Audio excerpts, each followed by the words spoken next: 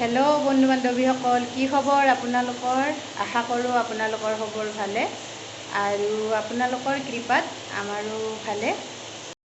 এতিয়া আমি আহিছোঁ ৰুমত ৰেষ্ট লোৱাৰ কাৰণে, যিহেতুকে আমাৰ ভাত তাত দিয়া হৈ গ'ল, সেই গতিকে আমি এতিয়া ৰেষ্ট ল'ব আহিছোঁ।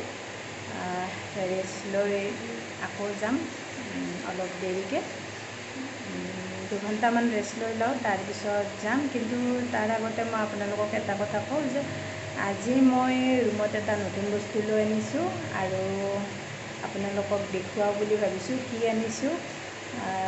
আপোনালোকে চাই নাচাই নাজানো, কিন্তু মই দেখুৱাওঁ আৰু তথাপিতো কি বস্তুনো লৈ আনিলোঁ। বিনা মেকআপত মই ভিডিঅ' বনাই আছোঁ।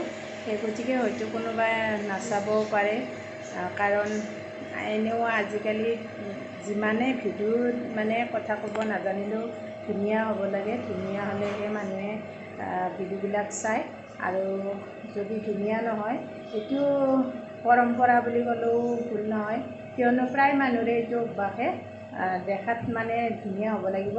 কথা এইফালে যিয়ে নহওক, তাৰপিছতহে ভিডিঅ'বিলাক চায়। কিছুমান আছে আৰু এনেকুৱাও, দেখাত বেয়া হ'লেও ভিডিঅ'বিলাক কিন্তু চাই যায়। সেই গতিকে কৈছোঁ, বিনা মেকআপত ভিডিঅ' বনাই আছোঁ, আপোনালোকে চাই যাওক মোৰ ভিডিঅ'বিলাক। আৰু মইনো কি আনিছোঁ ৰুমত আপোনালোকক দেখুৱাম, চাওক বাৰু। ফাইনেলি আজি আমি ৰুমত পৰ্দা লগালোঁ। যিহেতুকে ইমান দিন পৰ্দা নোহোৱাকৈ বিচনা চাদৰ টানি আছিলোঁ, আৰু এতিয়া আমি পৰ্দা লগালোঁ। দেখুৱাই আছোঁ আপোনালোকক কেনেকুৱা পৰ্দা লৈ আহিলোঁ। উপায় নাই, কম দামীয়ে, তথাপিতো আনিছোঁ থাকিবৰ কাৰণে। এইফালে চাওক, এয়া আজি পৰ্দা টানি দিলোঁ আৰু কি কৰিব, কিমান দিন আৰু পৰ্দা নোহোৱাকৈ থাকিম। এইফালে এখন দৰ্জাত পৰ্দা লগাই দিলোঁ। কিবাকৈ পৰ্দাখিনিহে লগালোঁ, বাকীবিলাক বস্তু আনিব পৰাই নাই এতিয়াও, লাহে লাহেকৈ আনি আছোঁ। আমি যিখিনি জেগাত আছোঁ মানে সেইখিনি জেগাখিনি প্ৰায় মুছলমান এৰিয়া হয়, আৰু হ'লেও মানে কি বেয়া নালাগে থাকি, যিহেতুকে কোনো ধৰণৰ অসুবিধা পোৱা নাই আমি এতিয়ালৈকে। সেই গতিকে বেয়া লগা নাই থাকি।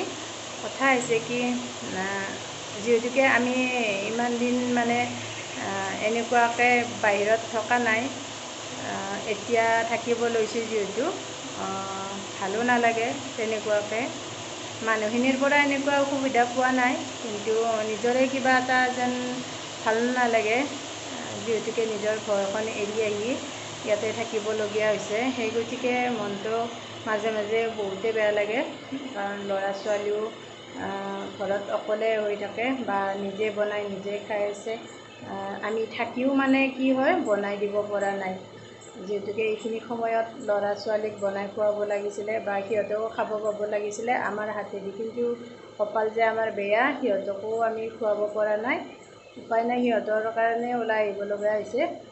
সিহঁতে ভালে থাকক, সুস্থই থাকক আৰু পঢ়া শুনা আগবাঢ়ি লৈ যাওক। সেই গতিকে বাহিৰত ওলাইছোঁ।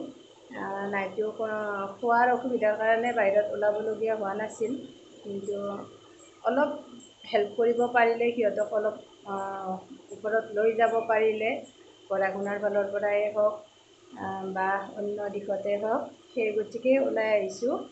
আৰু সেই গতিকে মই আপোনালোককো বাৰ বাৰ অনুৰোধ কৰিছোঁ যেন মোৰ চেনেলটো আগবঢ়াই লৈ যায় আপোনালোকে, আৰু ময়ো আপোনালোকে যদি মোৰ চেনেলটো আগবঢ়াই লৈ যায়, আপোনালোকেও মই নিশ্চয় মানে কি কৰিম, ছাপোৰ্ট কৰিম, আৰু আপোনালোকেও মোক ছাপোৰ্ট কৰিব। এইখিনিয়ে মোৰ আজি ক'বলগীয়া। ধন্যবাদ।